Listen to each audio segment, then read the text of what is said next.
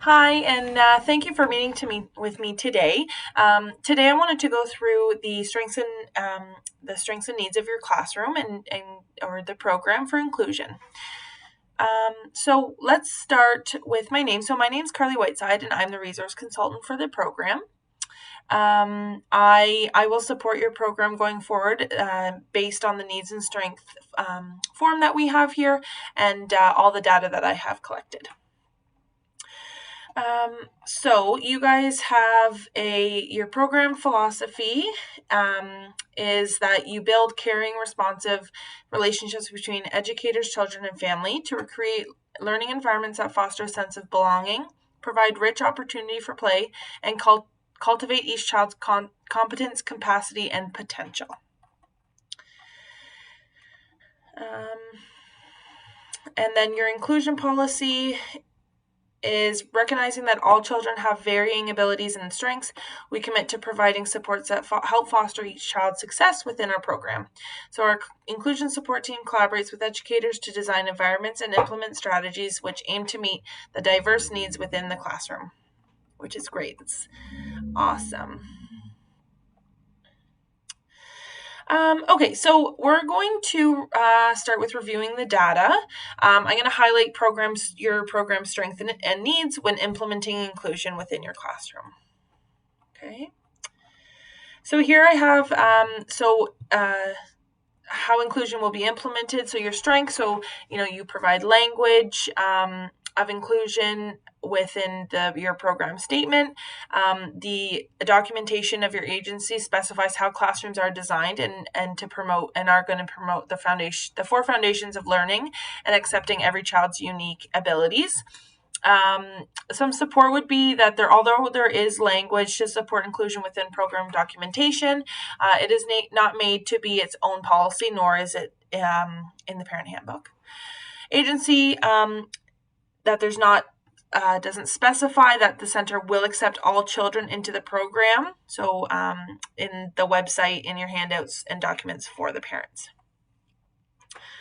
Involvement of all children in the classroom. So your strength is that all educators use a variety of resources, accommodations, and modifications to implement full inclusion, and that I, the resource consultant, and inclusion support funding, like you have myself, the inclusion support funding, and the support worker in the classroom. So just some needs for support. So next steps, educators are not able to fully implement inclusion as children of all exceptionalities are not yet fully included into the program. So that's one thing to look into. Documentation. So you guys do really well with classroom documents for inclusion. So, pictures and little write-ups for the children. So a need for support. So some more so for some of the documentations, you kind of sometimes leave the children out with exceptionalities without taking the time to fully accommodate or modify the environment, which is something that we could always work on. Activities and events to promote inclusion, so parents engagements, and so you guys do really well. Some engagement with parents, nights, and to promote the inclusion for all the families.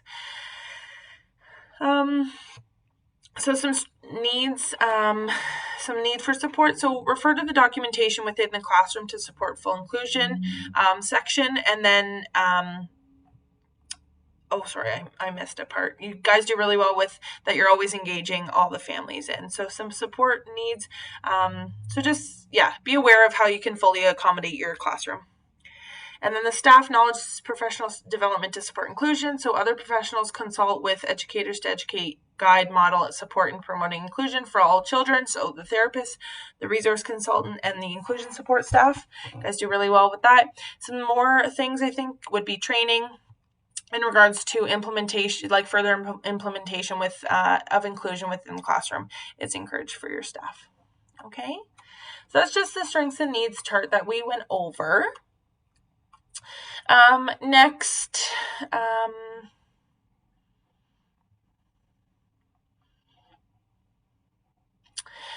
so I want to encourage you guys to discuss with me in ways to implement inclusion and use let me get my words back. I want to discuss with you in ways to implement inclusion. So if you guys have anything else that you would like to do to implement inclusion, let me know. So I want to do an icebreaker activity. So I have a question. What are the 3 things you love most about the field that you work in? So this field of work, and why? So I would wait for a response.